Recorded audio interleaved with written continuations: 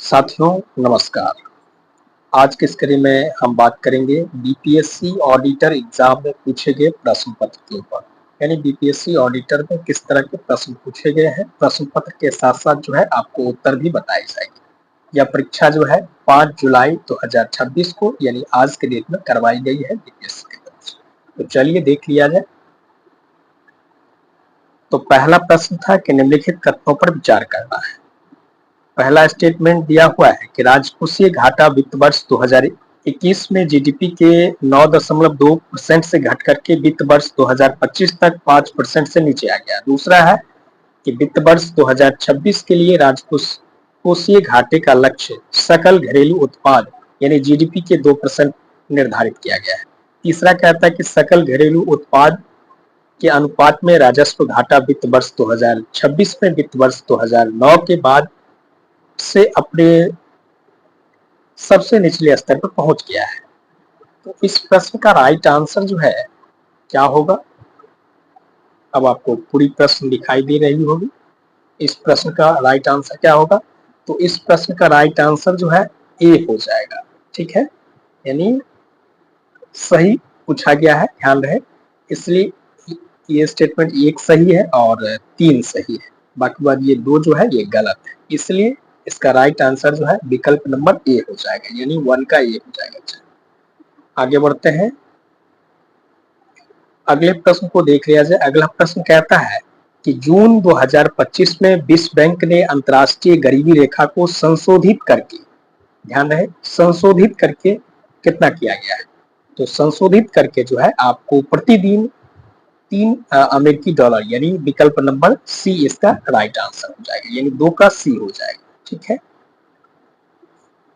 चलिए आगे बढ़ते हैं, अगले प्रश्न को देख लेते हैं। अगला प्रश्न है, प्रश्न संख्या 3 है कि स्वामित्व पहल का मुख्य उद्देश्य क्या है, ये पूछा गया है। तो 3 का राइट आंसर जो है आपको ए हो जाएगा, यानी ग्रामीण क्षेत्रों में ड्रोन आधारित मानचित्र के माध्यम से भूमि स्वामित्व अभिलेख उपलब्ध कराना। तो 3 का राइट आंसर जो है ए हो जाएगा, यानी विकल्प नंबर ए हो जाएगा। चलिए आगे बढ़ते हैं, अगला प्रश्न देख लेते हैं। प्रश्न संख्या 4 देखेंगे कि निम्नलिखित राज्यों और योजनाओं का सही मिलान करना है आपको।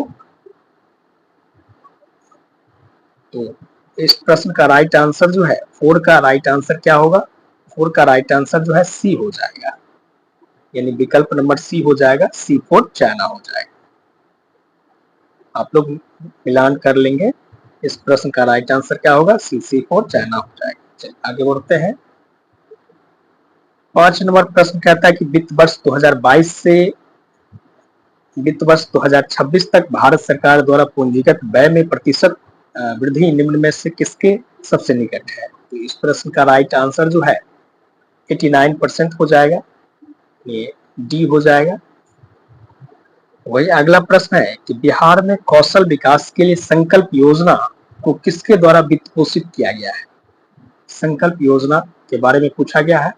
तो इस प्रश्न का राइट आंसर जो है विश्व बैंक हो जाएगा, यानी संकल्प योजना को जो है वित्त पोषित किसके द्वारा किया गया है? वर्ल्ड बैंक के द्वारा किया गया, यानी विश्व बैंक के द्वारा किया गया।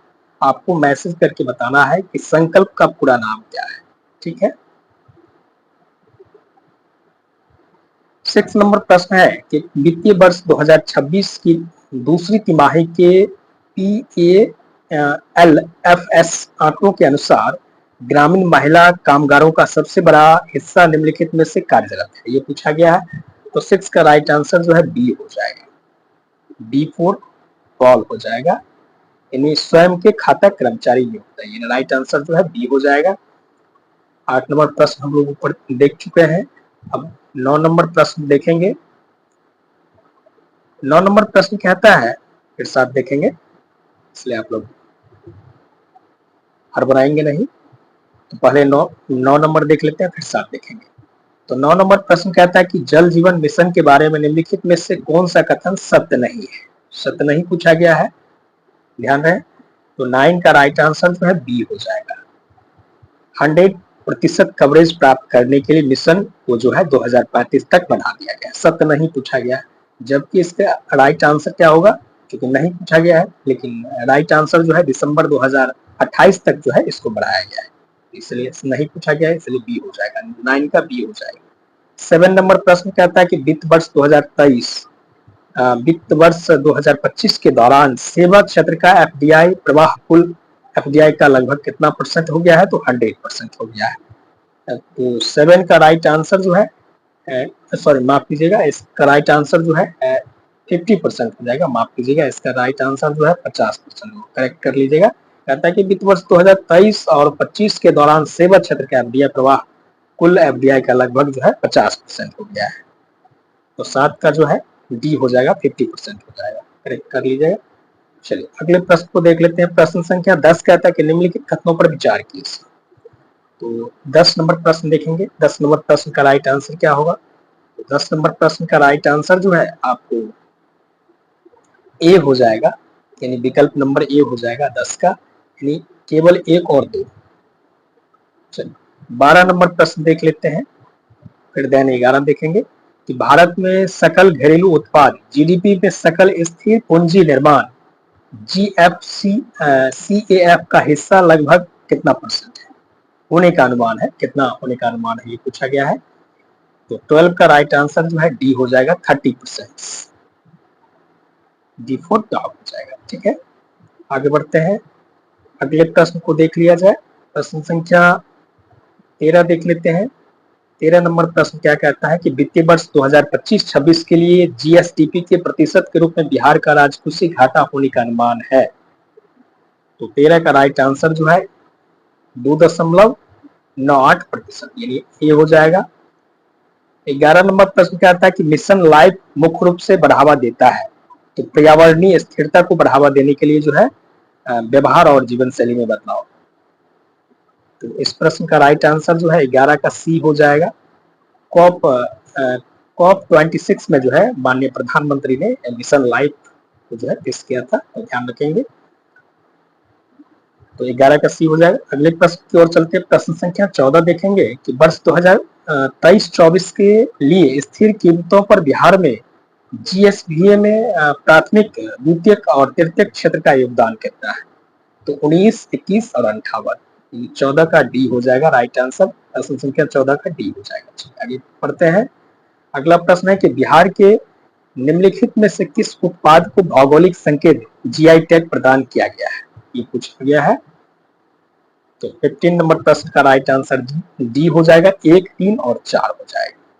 चलिए 18 नंबर प्रश्न देखेंगे कि सबका बीमा सबकी रक्षा बीमा कानूनों में संशोधन अधिनियम 2025 के साथ भारतीय कंपनियों में एफडीआई सीमा से बढ़कर किया गया है।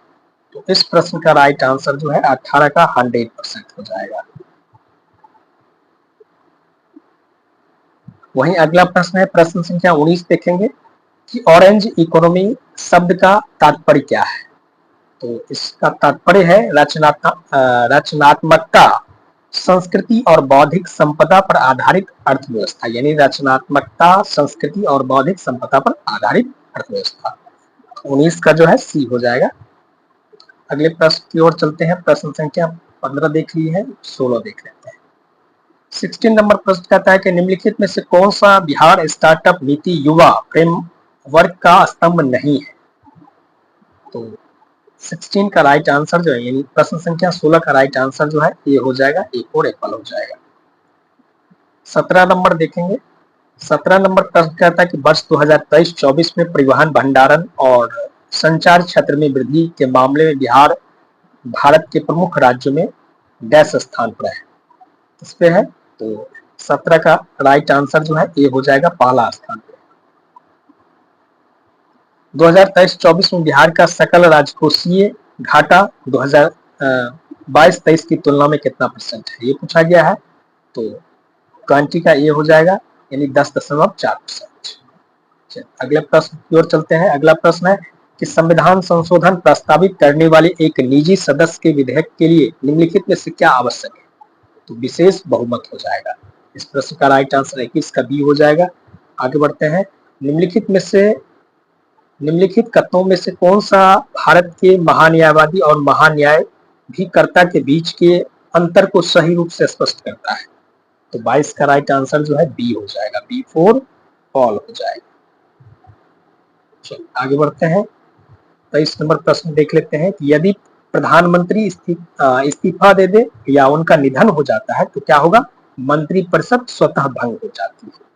ठीक है, तो इस 24 का राइट आंसर जो है ए हो जाएगा।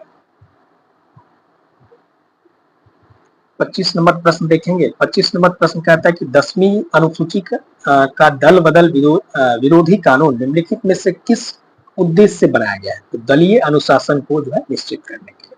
तो राइट आंसर जो है 25 का बी हो जाएगा, बी फॉर बॉल हो जाएगा। 26 नंबर प्रश्न देखेंगे कि सूचना का अधिकार अधिनियम 2005 के संबंध में निम्नलिखित कथनों पर विचार करें। तो 26 का राइट आंसर जो है ए हो जाएगा, केवल एक। आगे बढ़ते हैं, प्रश्न संख्या 27 देखेंगे कि भारत में नियंत्रण और संतुलन प्रणाली का सर्वोत्तम उदाहरण निम्नलिखित में से कौन सा है, ये पूछा गया है। तो 27 का राइट आंसर सी हो जाएगा, सी फॉर चाइना हो जाएगा। सुप्रीम कोर्ट संसद द्वारा पारित कानून को असंवैधानिक होने पर निरस्त कर सकता है। तो 27 का सी हो जाएगा, सी फॉर चाइना हो जाएगा। ठीक है, 28 नंबर देखेंगे कि विधि की उचित प्रक्रिया की अवधारणा जिसने भारत में अनुच्छेद 21 की व्याख्या का विस्तार किया मुख्यतः निम्नलिखित में से किस देश के संविधान से प्रभावित है, तो संयुक्त राज्य अमेरिका से। तो 28 का ये हो जाएगा। आगे बढ़ते हैं, 29 नंबर प्रश्न देखते हैं कि अनुच्छेद 243 के अंतर्गत गठित राज्य निर्वाचन आयोग निम्नलिखित में से किसके लिए उत्तरदायी होगा, यानी 243 के अनुच्छेद का संबंध किससे, ये पूछा गया है। तो पंचायतों और नगर पालिकाओं के सभी चुनावों का संचालन करने के लिए जो है अनुच्छेद 243 के संबंध है। तो 29 का जो है आपको डी हो जाएगा। अगले प्रश्न की ओर चलते हैं, प्रश्न संख्या 30 देखेंगे कि वित्त आयोग के संबंध में निम्नलिखित कथनों पर विचार कीजिए। तो 30 नंबर प्रश्न का राइट आंसर जो है सी हो जाएगा। जस्ट ए सेकेंड, सी हो जाएगा, यानी 30 का राइट आंसर जो है सी और चाइना होगा, यानी एक और दो दोनों।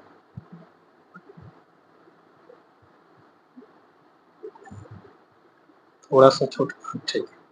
भारत में मौजूदा राज्यों के क्षेत्रफल सीमाओं या नामों के परिवर्तन के संबंध में निम्नलिखित कथनों में से कौन सा कथन सत्य है, ये पूछा गया है। 31 नंबर प्रश्न का राइट आंसर क्या होगा, 31 नंबर प्रश्न का राइट आंसर जो है आपको डी हो जाएगा, यानी 1, 2 और 3 हो जाएगा। सब पूछा गया, ध्यान रहे, इसलिए 21 का राइट आंसर जो है डी हो जाएगा। चलिए आगे बढ़ते हैं, 32 नंबर प्रश्न देखते हैं।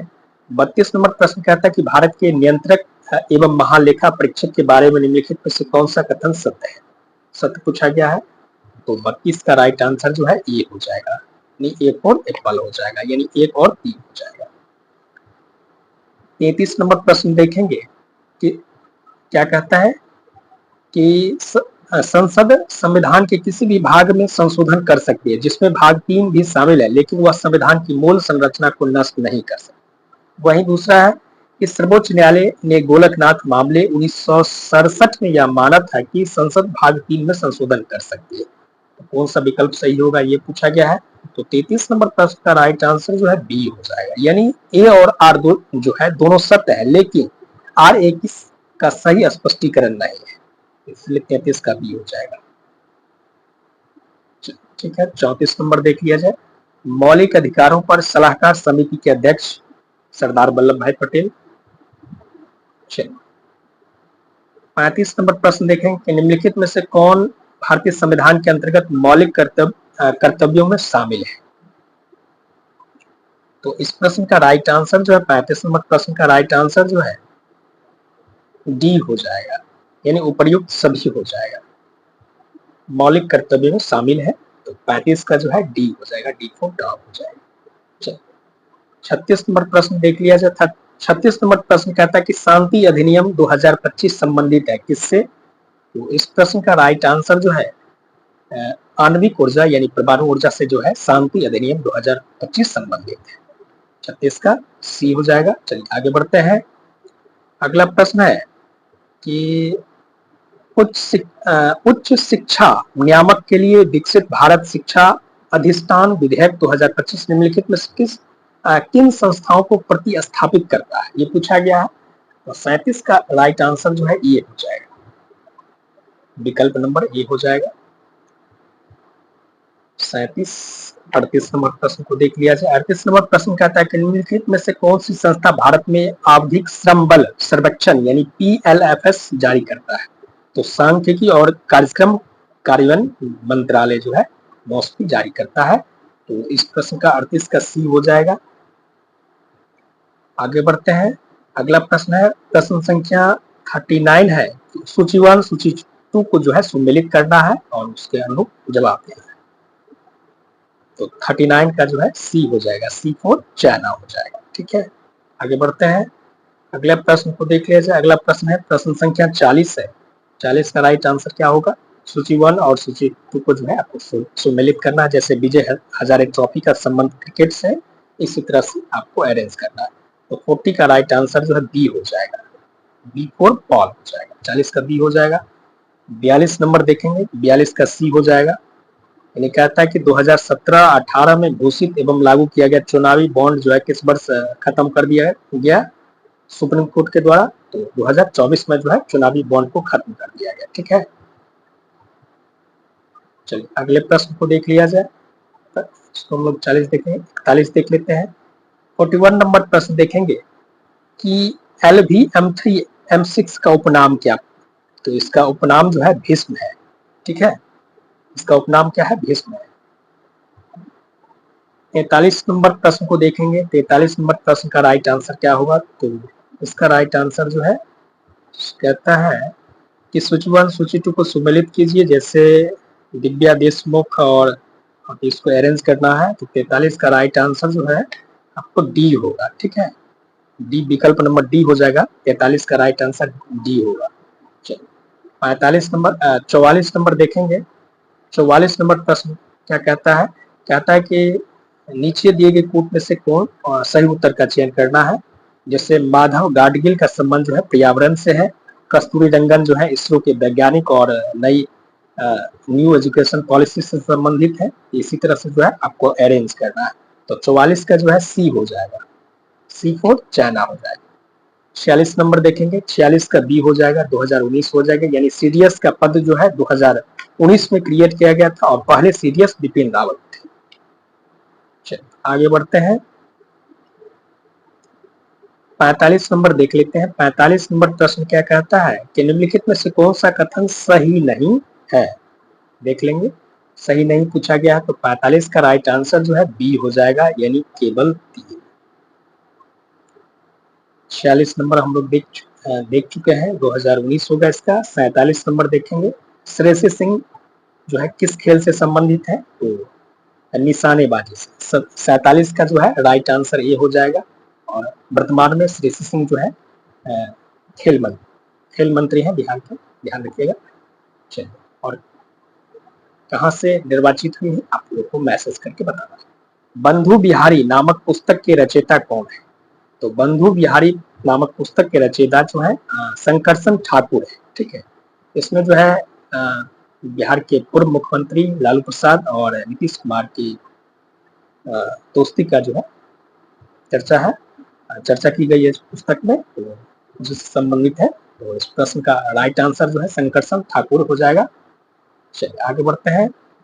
अगला प्रश्न देख लेते हैं। 49 नंबर देखेंगे कि बिहार में बलिया, राजगढ़, मधुबनी, जफरडीह, नालंदा और कोल्हा वैशाली ये किससे है? भारतीय पुरातत्व सर्वेक्षण के उत्खनन से संबंधित है। होर्मुज जोड़ता है फारस की खाड़ी को जो है ओमान की खाड़ी और अरब सागर से। प्रश्न का 50 का जो है सी हो जाएगा। भारत का पहला सेमीकंडक्टर संयंत्र स्थान, तो इस प्रश्न का राइट आंसर जो है शानंद हो जाएगा, स्थित है। यानी भारत का पहला सेमीकंडक्टर संयंत्र किस स्थान पर स्थित है? तो सानंद हो जाएगा। ठीक है। नेपाल के निर्वाचित प्रधानमंत्री बालेंद्र शाह किस पार्टी से है? तो राष्ट्रीय स्वतंत्र पार्टी सी, यानी आरएसपी। ठीक है, सी हो जाएगा। और भारत में नव युवतियों के लिए जो है ह्यूमन पेपिलोमा वायरस यानी एचपीवी वायरस टीकाकरण किस प्रकार के कैंसर को दूर करने के लिए जो है गर्भाशय कैंसर, जिसमें 9 से 14 वर्ष के बच्चों को जो है यह वैक्सीन दिया जा रहा है। तो इसका प्रश्न का राइट आंसर भी हो जाएगा। चलिए आगे बढ़ते हैं, इसका सानंद हो जाएगा। और 54 नंबर प्रश्न देख लेते हैं कि महिला आरक्षण अधिनियम 2023 का क्या नाम था? तो नारी शक्ति बंधन अधिनियम। 54 का ये हो जाएगा। चलिए, भारत के संसदीय इतिहास में लोकसभा अध्यक्ष को हटाने का प्रस्ताव निम्नलिखित में से किन के विरुद्ध लाया गया था? तो जीबी बावलंकर यानी गणेश वासुदेव बावलंकर। तो 55 का ये हो माफ कीजिए, एक मिनट लाया गया था, क्या कह रहा है, एक मिनट जस्ट सेकंड।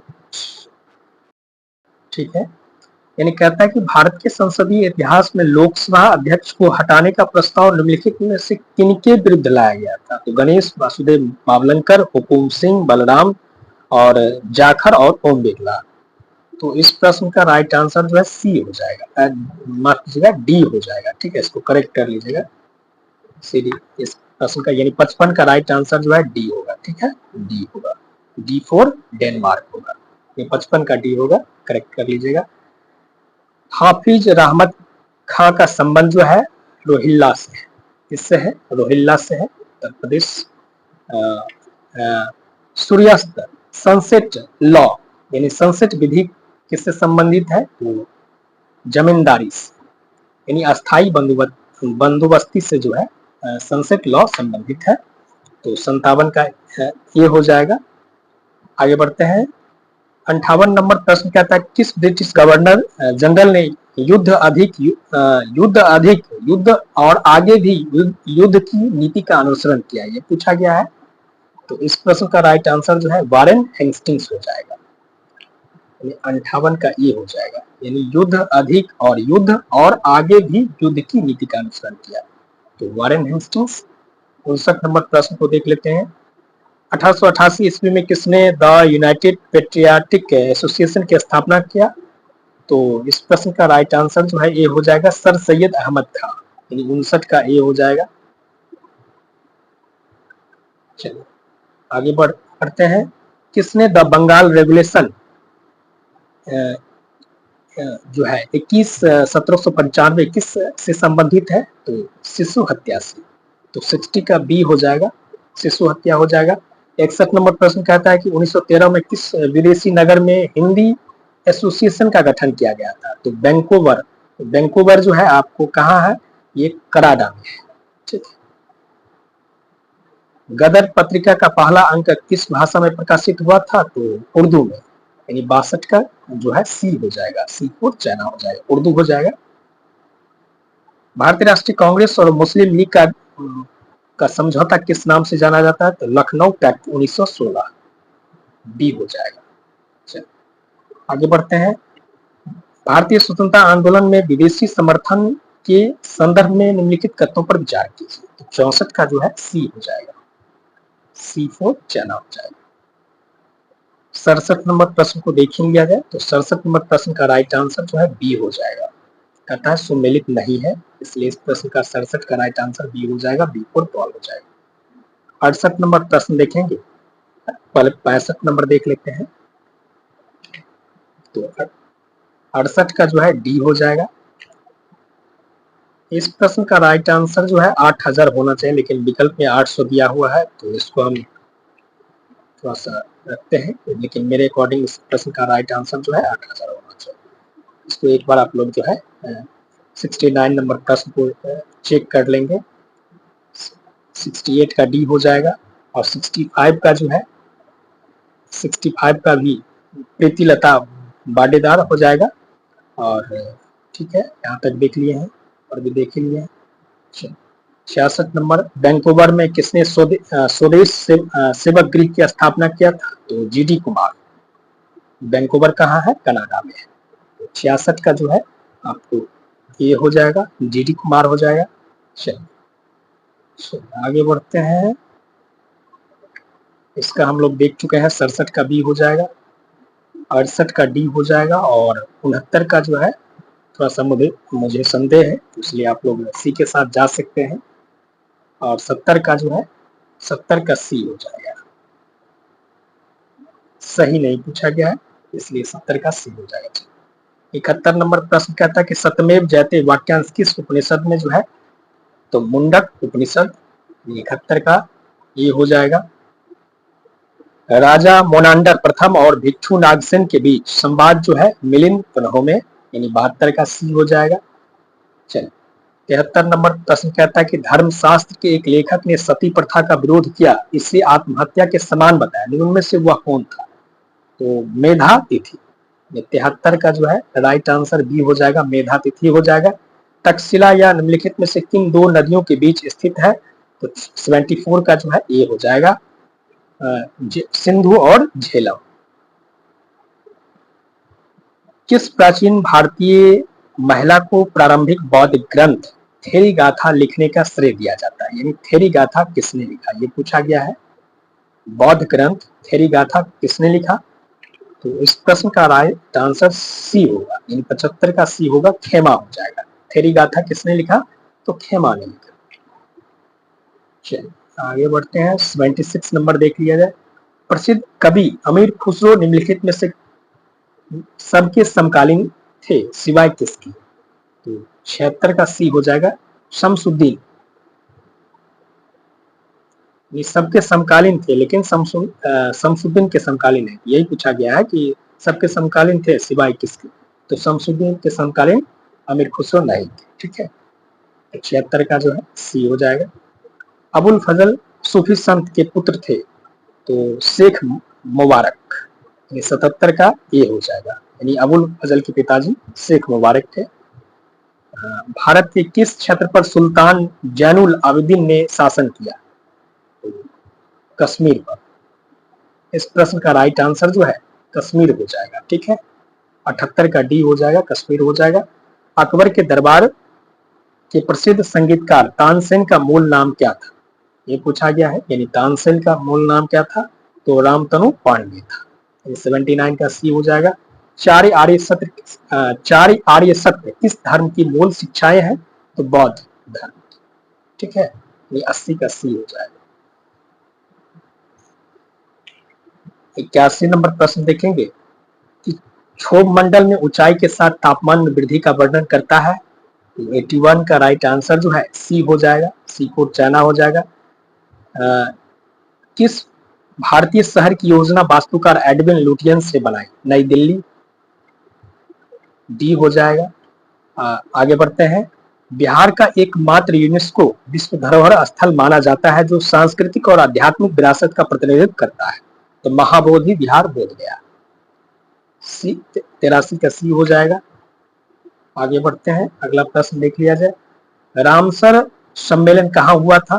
तो ये आपको ईरान में हुआ था। किससे संबंधित है? और अभी तक जो है भारत में कितने रामसर स्थल घोषित हो गए हैं, आपको मैसेज करके बता रहा है।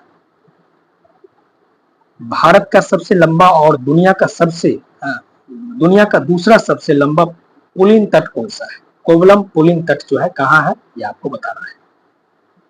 इस प्रश्न का राइट आंसर जो है 85 का जो है, माफ कीजिएगा, 85 का जो है आपको इस प्रश्न का राइट आंसर जो है मरीना पुलिन तट जो है तमिलनाडु में है। या इस प्रश्न का राइट आंसर जो है बी होगा, करेक्ट कर लीजिएगा। यानी भारत का सबसे लंबा और दुनिया का दूसरा सबसे लंबा पुलिन तट जो है मरीना बीच पुलिन तट जो है आपको तमिलनाडु में। ठीक है, 85 का बी हो जाएगा, करेक्ट कर लीजिएगा। 86 कौन सा जलरंगू मध्य जो है अरब सागर को फारस की खाड़ी से जोड़ता है? तो होर्मुज हो जाएगा। इस प्रश्न का आंसर 86 का बी हो जाएगा, बी फॉर बॉल हो जाएगा। चलिए आगे बढ़ते हैं, एक सेकेंड। 86 का जो है बी हो जाएगा, होर्मुज हो जाएगा। 87 का जो है अरब सागर के किनारे सबसे लंबी तटरेखा स्थित तटरेखा किस राज्य का है? तो गुजरात का है। यानी अरब सागर के किनारे सबसे लंबी तटरेखा वाला राज्य जो है भारतीय राज्य गुजरात है। चलिए आगे बढ़ते हैं, सेंट एड्रियान्स फॉल्ट पर कौन सी दो विवर्तनिक प्लेटें मिलती है? ये पूछा गया है। तो 88 का जो है राइट आंसर जो है आपको सी हो जाएगा, प्रशांत प्लेट और उत्तरी अमेरिकी प्लेट। इसका राइट आंसर सी हो जाएगा, सी फॉर चाइना हो जाएगा। ठीक है, हिमालय प्रदेश की सबसे बड़ी प्राकृतिक झील कौन सा है? तो रेणुका झील हो जाएगा। 89 का सी हो जाएगा।